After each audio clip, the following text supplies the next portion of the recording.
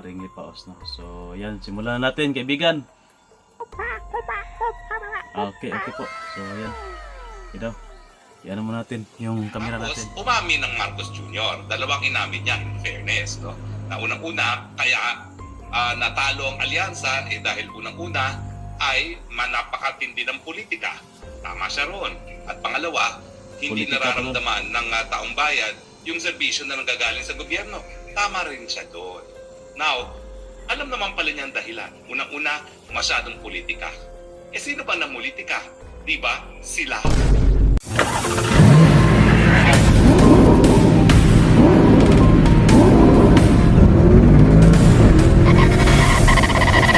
So far away from home.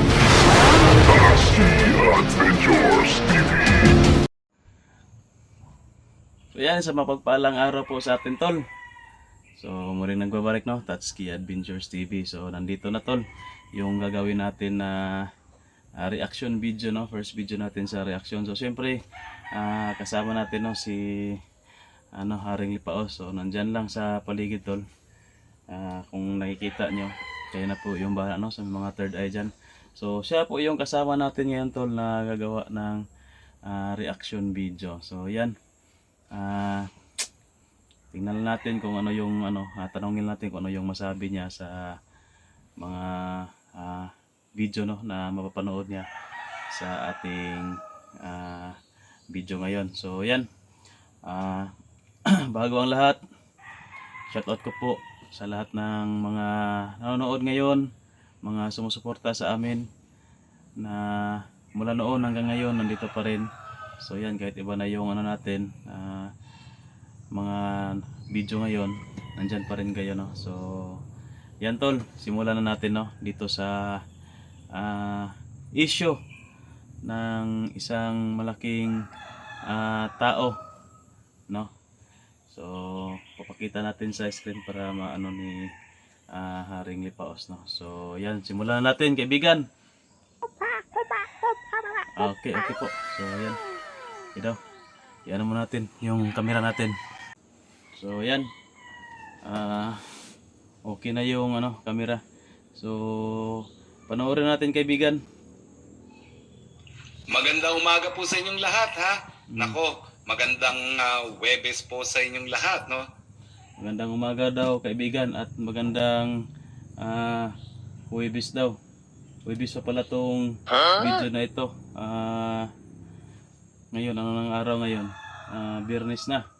Ay, Sabado na. Sabado na pala ngayon. So, yun, anong masasabi mo?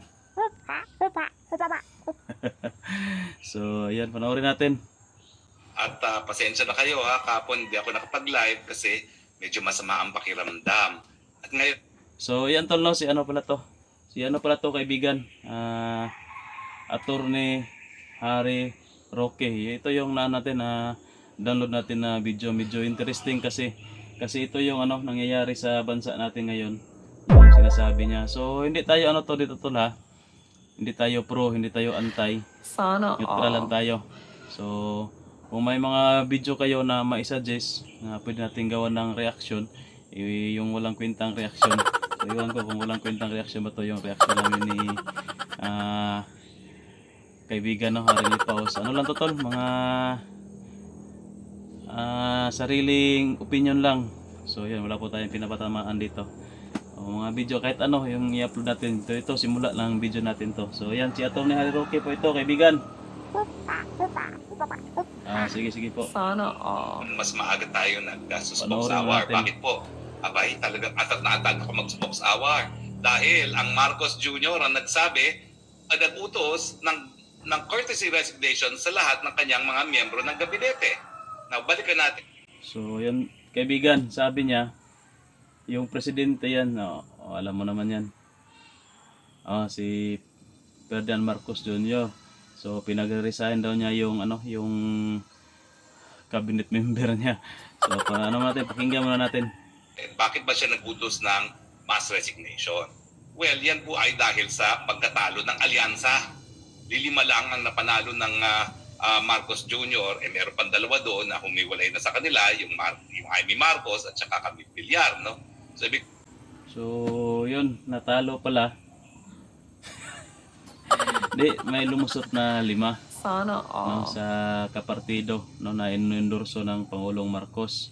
So, anong masasabi mo dito, kaibigan?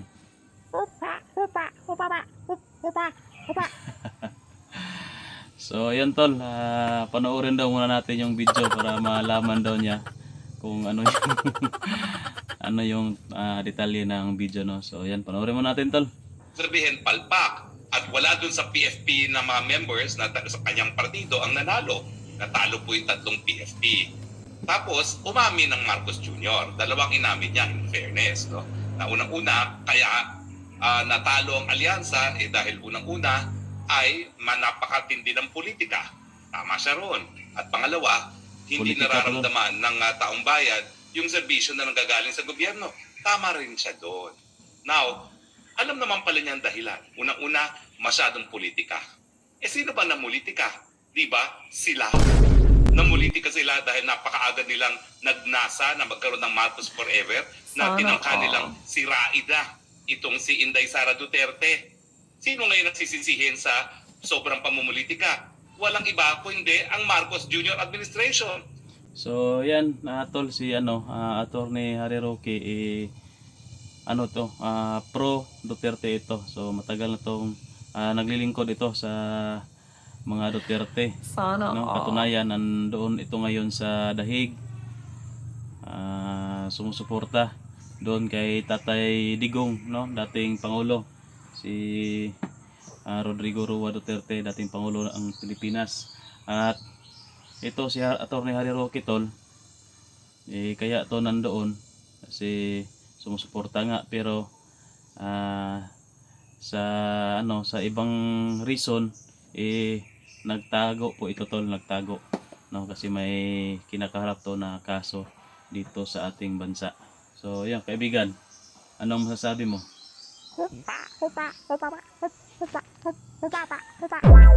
So yun tol, ano daw, kaya dapat lang daw na magtago kasi may kaso at talagang kung babalik daw siya dito tol, makukulong talaga siya kasi ano ngayon?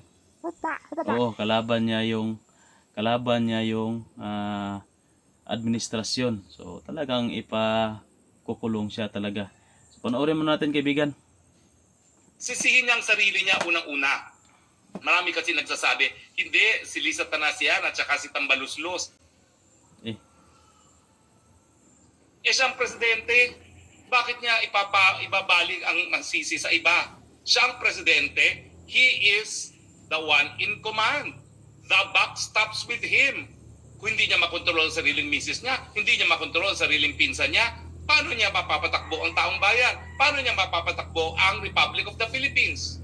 Sarili niyang misis, sarili niyang pinsan, hindi niya makontrol. Paano siya mamumuno kung hindi man lang niya pamumunuan ang sarili niyang kaanak kasama na ang kanyang may bahay at ang kanyang pinsang buo? So tama po siya. Marcos Jr., tama ka. Talagang sobrang politika, nabuwisit ang taong bayan. Pero nabuwisit ang taong bayan sa iyo, sa iyong partido, sa iyong gobyerno. Kasi imbis na atupagin mo ang serbisyo sa taong bayan, sinisira mo palagi ang kalaban mo. At syempre, sa iyong pagnanasa na masira ang kalaban, anong ginawa mo? Kinidnap mo at pinadala mo pa sa dahig ang Tatay Digong. Sa tingin mo ba, dahil ginawa mo yan, mamahalin ka ng taong bayan? Kasuklam-suklam ka na ngayon. Kaya tama ka. Sobrang pamumulitika at ikaw ang dahilan ng sobrang pamumulitika.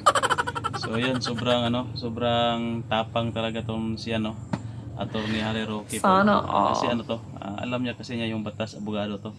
So sobrang tapang po talaga nito, Haring Lipaos. Anong masasabi niyo po sa taong ito?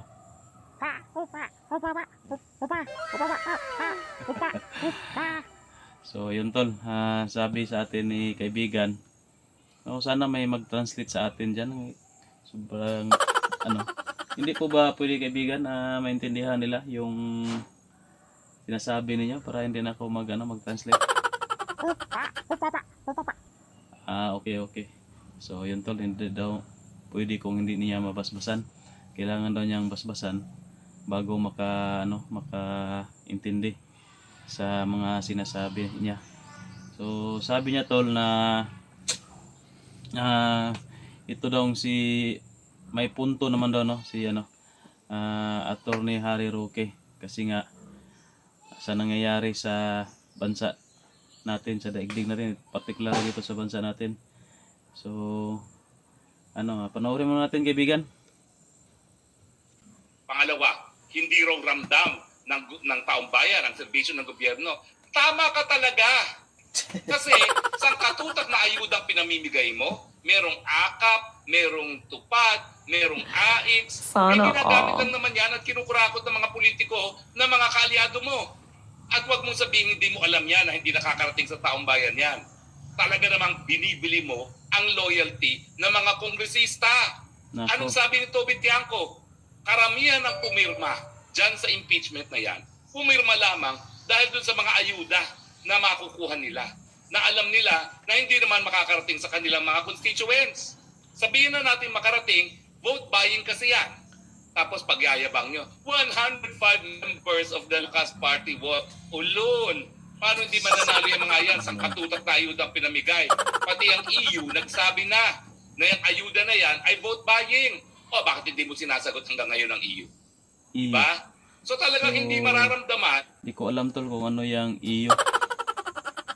Paki-comment po no diyan sa comment section kung ano po yung iyo, no? So yan, patuloy natin. Ang benepisyo kasi unang-una, yung sangkatutak na ayuda hindi nakarating sa taong bayan. Kinurakot ng iyong mga kaalyado. O, the buck stops with you. Dahil kung ikaw naman, sinampulan mo yan, ang dami-dami nang nare-report na insidente na kinukupitan yung bayad ng para sa mga mahihirap. Wala ka namang ginawa. Walang ginawa ang iyong Department of Justice kundi habulin ako. Na walang ginawa sila kundi tanim kaso. Nagsasampa ng kaso na non-bailable na wala namang merito-merito, no? Nakakahiya ka. O nagtataka ka pa na hindi nararamdaman ng taong bayan ang So sobrang galit siya tol sa administrasyon kasi sa naintindihan ko kinasuhan siya na ng non-billable no, kaya ito nagtago para hindi makulong. So yan. ang serbisyo nyo. At pangalawa, ano bang serbisyong sinasabi mo? 5,500 flood projects. Wala naman silang nakitang remedyo sa pagbabaha tuwing tag-ulan. O nasan yung serbisyong sinasabi mo? Nasan yung 20 pesos na bigas na sinasabi mo?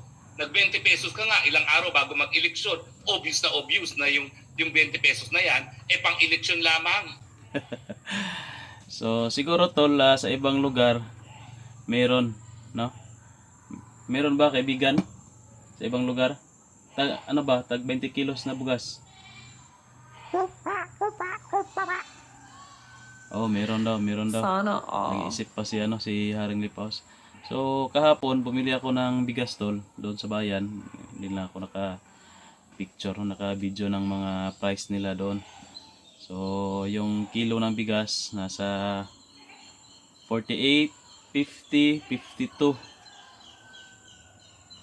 May 46 din. So yung nabili ko yung yung 48 7 tanner. Yung 50 parang 160 ata yun. Yung iba medyo mahal-mahal kaya yun. So yun yung presyo ng bigas dito sa amin. So siguro masasabi ni Haring Lipaos, masasabi niya ang ibang tao na mayroong 20 kasi meron talaga no doon sa ibang lugar.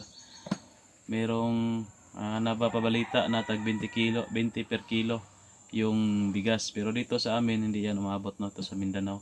So saan banda yon? So pa-comment naman diyan sa comment section kung saan banda yung bintahan ng bigas na 20 kilos lang. So meron talaga yan, pero sana hindi yan mawawala no, patuloy lang hanggang umabot ito sa amin para makabenepisyo tayo sa 20 per kilo na sinasabi. So sana hindi lang yan sa eleksyon kasi lumabas yan palapit na yung eleksyon, parang ano din yan, pang ano sa mga tao ba na sila yung iboto yung partido nila para mapatuloy yung 20 per kilo na bigas, yung mura na bigas. So kahit na hindi lahat sila nanalo, yung partido nila, yung presidente naman talaga yung may nag-promise niyan. So dapat magawa niya. Kasi nasimulan na, meron na. Sana tuloy-tuloy. So yan tol. Panoorin natin kaibigan ha. Pasensya na. So yan po si kaibigan Harley. Tumitingin lang no. Nanonood lang. So mamaya siguro magkomento yan tol. At saka obvious na ang pinangako mo nung ikaw ay tumatakbo, kasama mo ko sa parehong entablado, magbubuluhan pa ba tayo? Ang sabi mo, pababain mo ang presyo ng bigas dahil aayusin mo yung supply chain. Tatanggalin mo yung mga traders, bibigyan mo ng direct link ang mga farmers sa mga mamimili. Nang sa ganun, mataas mabibili ang ani ng mga magsasaka at mura ang presyo pagdating naman sa mga mamimili.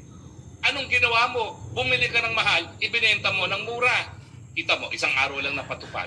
Kasi talagang Isang araw magdurugo lang ang pala. ating national budget. Sa ngayon pa lang, isang kalahating trilyon na ang iyong budget deficit. Sa apat pa lang sa 3 buwan pa lamang. Kung ita-times 4 mo yan, magkakaroon ka ng 2 trillion deficit sa budget na 6 trillion. Saan mo kukunin yung paluwal niyan? Uutang. So yun po yung explanation niya tol.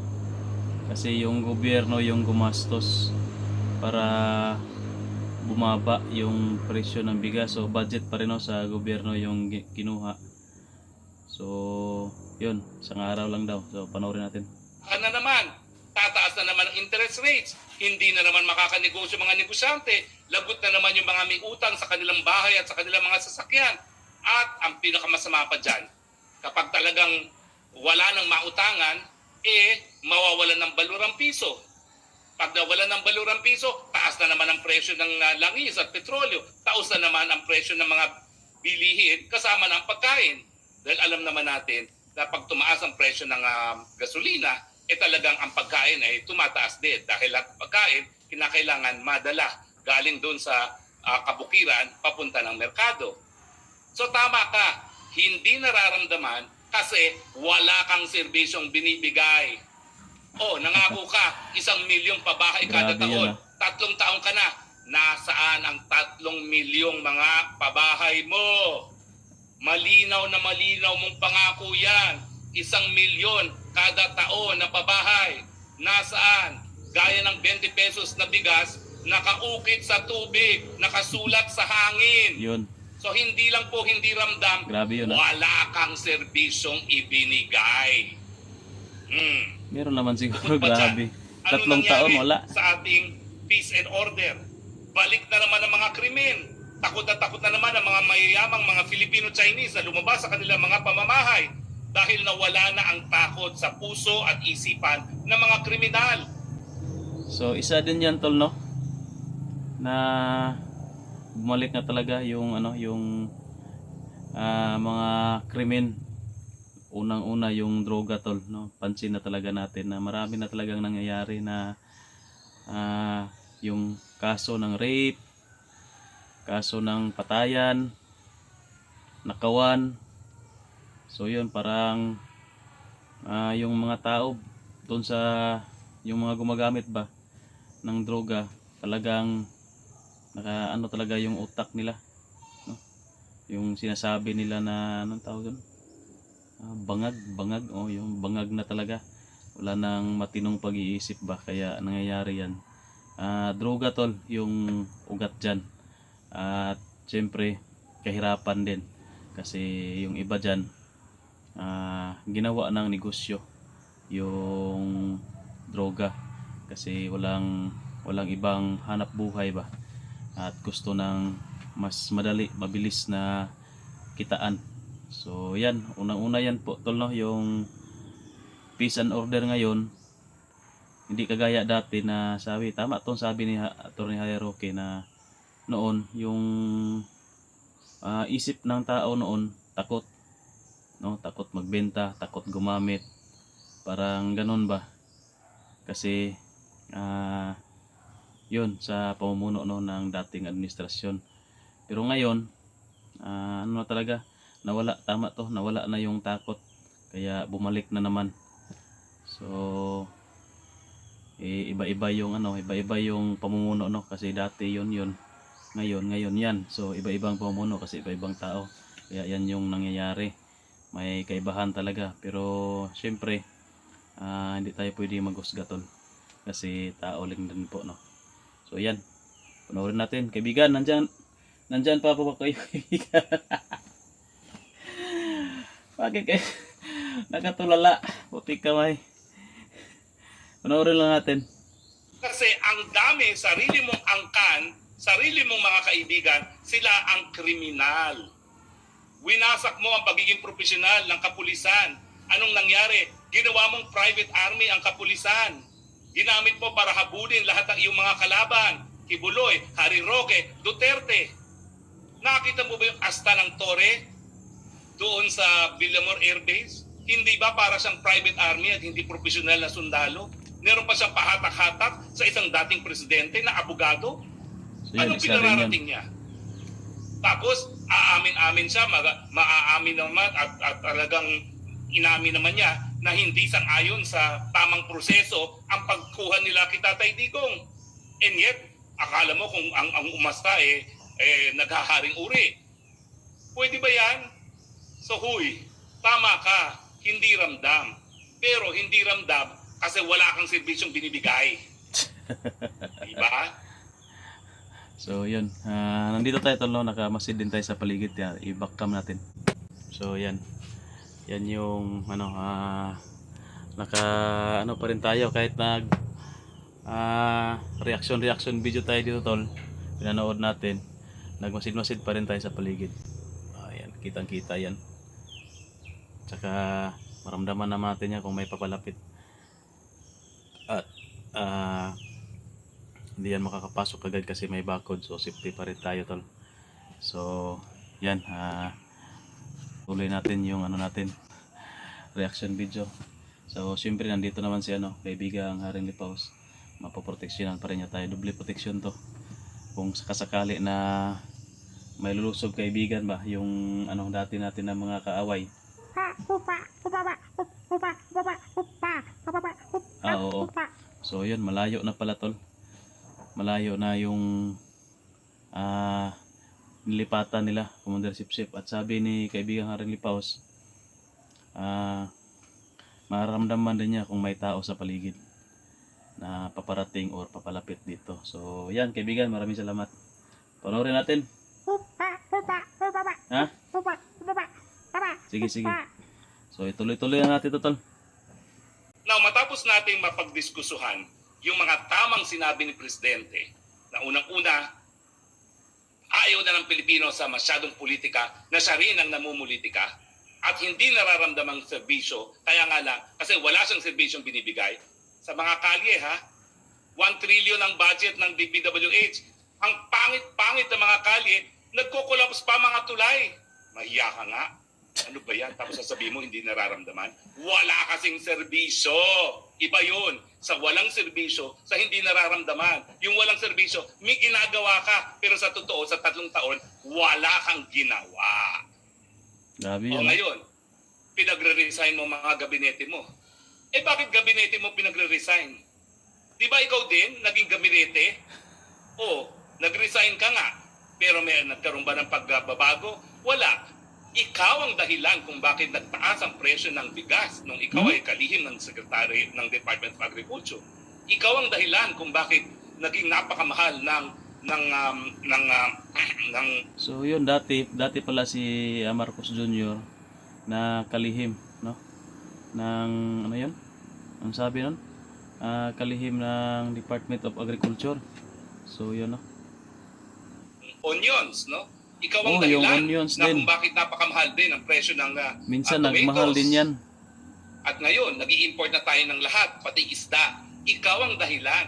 Grabe. Sinibak mo ang sarili, nandyan pa rin ang problema.